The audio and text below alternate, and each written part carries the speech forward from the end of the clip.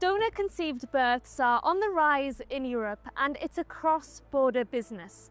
Experts say it's because people want children when they're older, without a partner, and in same-sex couples. But recent controversies surrounding so-called super donors have led some EU countries to call for common rules.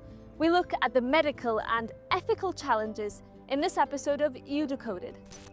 Each EU country sets a maximum number of children born from a single donor.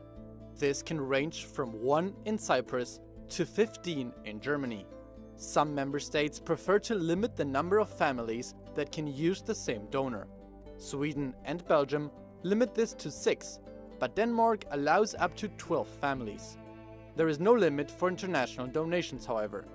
There are commercial cryobanks that set voluntary limits, but as many as 75 children have been conceived by the same donor.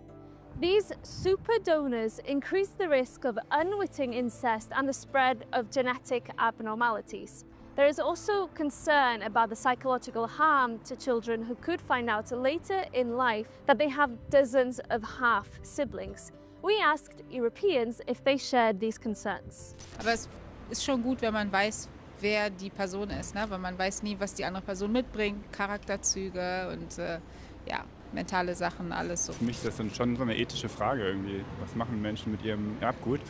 Eigentlich ihren Lauf lassen soll. Und von daher finde ich also persönlich, dass das ist eine Kunst der Medizin, aber es ist nichts, was ich befürworte. Credo che come tutti gli aspetti importanti vada regolamentato nel miglior modo possibile, in maniera chiara.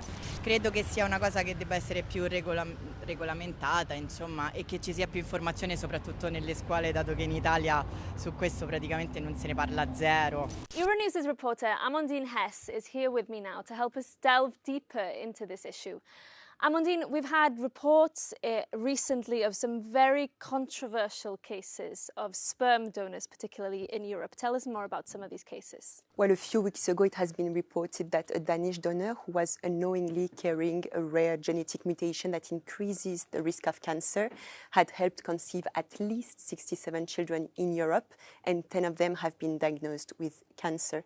And then there is the issue of super donors who help conceive dozens or even hundreds of children, and it raises concerns because it increases the risk of consanguineous relationships among donor-conceived individuals. And finally, 50% of egg donation treatments take place in Spain because it has more liberal assisted reproduction laws. So patients travel there for treatments, but there are some questions on the ethical implication of commercialized egg donation. There's also the question of anonymity of these donors. Tell us what the situation is on that across the European Union, and what are some of the ethical questions that arise from this? For instance, sperm donation is anonymous in Italy, but it's not the case in the Netherlands. And in some countries, such as Austria, it's semi-anonymous, which means that sperm donation is anonymous only between the donor and the recipients. Now, because of DNA testing and social media, donors' anonymity can no longer be 100% guaranteed. So it's more and more common that children can get in touch with their half-siblings or their donor, and it can be challenging for them, but also for their families. Finally, we know that there's increasing concern among many EU countries and that they're trying to propose solutions to this. What are some of the options on the table right now? Some member states limit the number of children per donor. Others prefer to limit the number of families per donor to allow them to have biological siblings, but there is no international limitations. So some commercialized sperm banks have their own voluntary limits, such as 75 families per donor, but others have not. So it's not uncommon that some children have more than 100 half-siblings. So this is the kind of situation that this proposal would prevent. The human body and its parts cannot generate financial profit, according to the Oviedo Convention. Commercial cryobanks earn revenues based on services related to the handling, freezing, and storage of sperm and eggs. as well as through tests to screen potential donors. Some companies have online catalogs that disclose basic donor details, such as ethnicity, eye and hair color, height, weight, and occupation. Clients can pay a higher fee to access more complete profiles. Nuestra invitada es Elena Nevado del Campo, eurodiputada del Partido Popular Europeo y miembro de la Comisión de Salud Pública. ¿Hasta qué punto pueden las instituciones de la Unión Europea establecer un cupo para estas donaciones, dado que la salud es, ante todo, una cuestión de jurisdicción nacional? Tenemos un reglamento que se aprobó recientemente en el 2024 sobre normas de calidad y seguridad de sustancias de origen humano destinadas a la aplicación precisamente en el ser humano. Y ese reglamento, que es de obligado cumplimiento para todos los Estados miembros, también recoge la donación y el esperma y los ovocitos para la reproducción humana. Por lo tanto, yo sí que creo que podemos establecer un marco más global con la prudencia que la propia Comisión Europea, a través de doña Sandra Galina, ha señalado. ¿Ve usted útil la creación de registros nacionales que contribuyan luego a un registro central europeo para donaciones transfronterizas?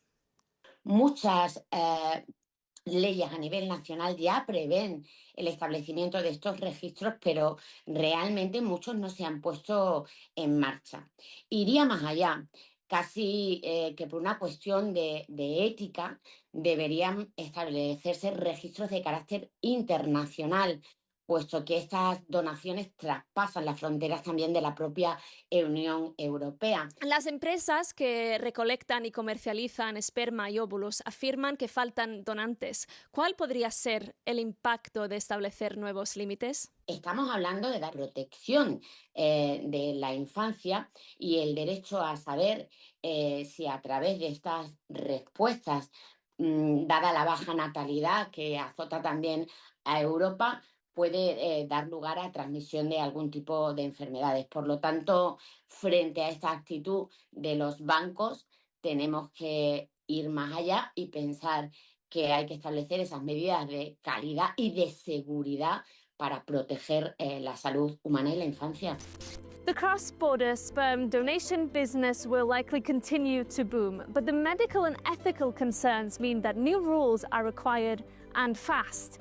But it's unclear what Brussels can do. For now, 8 EU countries are calling on Brussels to consider a cap on the number of children that can be conceived from one donor